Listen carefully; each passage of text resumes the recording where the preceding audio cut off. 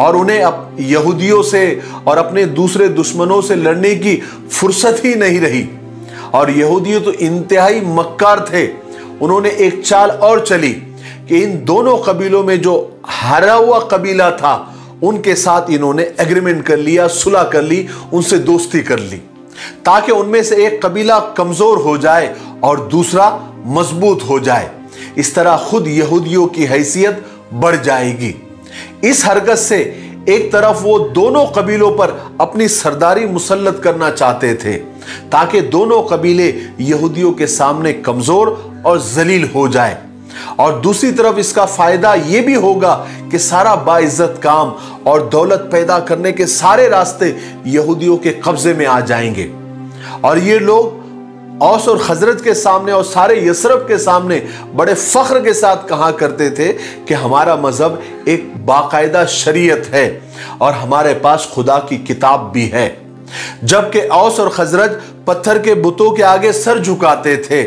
और ये यहूदी उन लोगों को शर्म दिलाते थे, आर दिलाते थे, उन्हें डराते थे, धमकाते थे कि तुम्हारा अंजाम खराब होगा,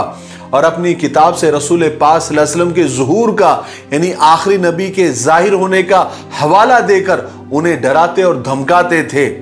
कि वो आखिरी नबी आ चुका है, जाहिर हो चुका है, उसका जमाना शुरू हो चुका है और हम उन पर ईमान ले आएंगे, उनकी पैरवी करेंगे, फिर उस आखिरी नबी के साथ मिलकर हम तुमको तहस नहस कर देंगे, तुमको खत्म कर देंगे, जैसे पिछली कौमों को खत्म कर दिया गया था। फिर हुआ यह कि कुछ ही अरसे के बाद औस और खजरत के दरमियान एक जबरदस्त लड़ाई शुरू हो गई और ये जंग की आग इतनी सख्ती के साथ भड़क उठी और इस हद तक बढ़ गई कि उसने सब कुछ फना कर दिया। लेकिन चूंकि कबीले औस यहूदियों के साथ मिल गए थे, उनके साथ उनका एग्रीमेंट हो गया था, सुलह हो गई थी, इसलिए वो लोग ये जंग जीत गए और जंग खत्म हो गई। जंग के बाद जब दोनों कबीलों ने अपनी हालत पर नजर दौड़ाई तो ये देखकर सख्त परेशान और शर्मिंदा हुए कि इस लड़ाई में दोनों ही कबीलों के जान और माल का जबरदस्त नुकसान हो गया था। उनका वकार, उनकी इज्जत भी खत्म हो गई थी। इस जंग का नाम तारीख की किताबों में जंग बास या बुआस का नाम दिया गया।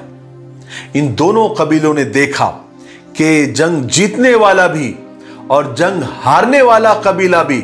दोनों यहूदियों के गुलाम और उनके इशारों पर नाचने वाले बनकर रह गए।